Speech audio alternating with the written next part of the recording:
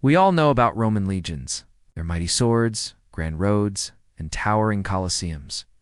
But what if I told you Rome's greatest weapon wasn't made of steel or stone, but something far more powerful and nearly forgotten by history? This is the untold story of the secret weapon that helped build an empire and still shapes our world today. The Roman Empire. The very name echoes through history like thunder. From the burning deserts of Africa to the cold cliffs of Britannia, Roman influence stretched across 3 continents. But behind every victorious general, every conquering legion, there was something quietly shaping Rome's rise to power. It wasn't just might that built Rome, it was the mind. And at the heart of this brilliance was a language not Latin, not Greek, but a system of organization and innovation that we now call Roman bureaucracy. It's a real secret weapon. Roman bureaucracy, wait bureaucracy, that's the secret weapon. Yes, and hear me out because this wasn't your typical paperwork mess. Rome built a network so efficient, so strategic, that it allowed a sprawling empire of 60 million people to be managed without email, phones, or the internet.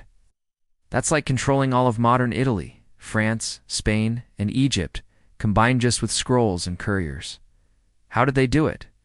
The Cursus Publicus, Rome's imperial postal service, was a marvel of logistics.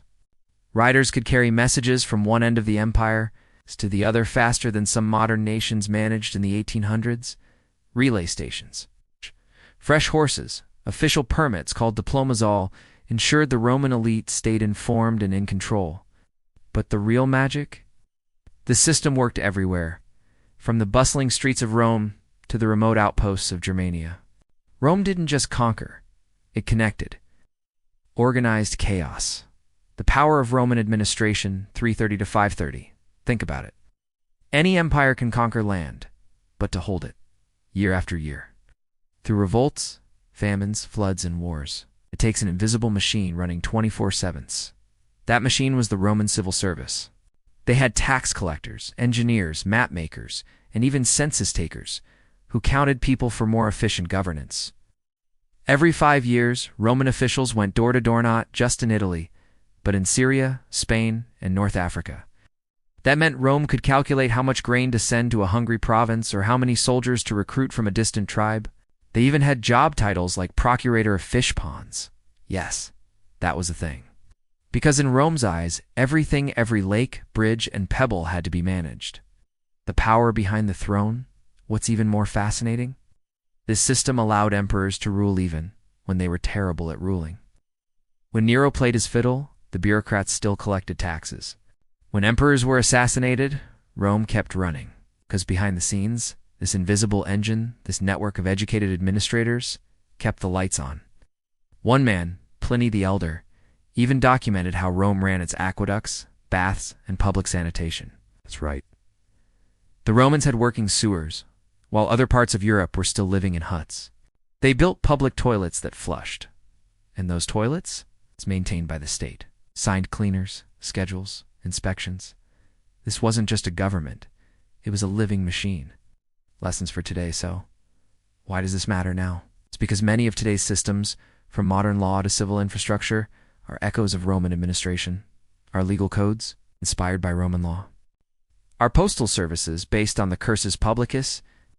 Even the way we number our streets, districts, and military ranks all trace back to Roman systems of order and command. Rome's secret wasn't brute strength. It was the infrastructure of control. The idea that paperwork and planning, not just power, could rule the world. It's the Falland legacy, but even the mightiest machine can break. As the empire weakened, corruption spread. Communication lines broke. Local governors began ignoring orders from Rome, and eventually, the machine failed. Rome fell not just to barbarians, but to bureaucratic decay. But even as the Western Empire crumbled, the systems remained. In Constantinople, they continued. In monasteries, they were copied. In Renaissance courts, they were revived. And today, their fingerprints are still on our tax forms, our highways, even our governments. Rome's greatest weapon wasn't a sword, it was a scroll. So next time you fill out a form, mail a letter. Or vote in an election, remember. You're retaking part in a legacy that began 2,000 years ago. Rome didn't just build an empire. It built a blueprint for civilization. And that was Rome's secret weapon you've never heard of.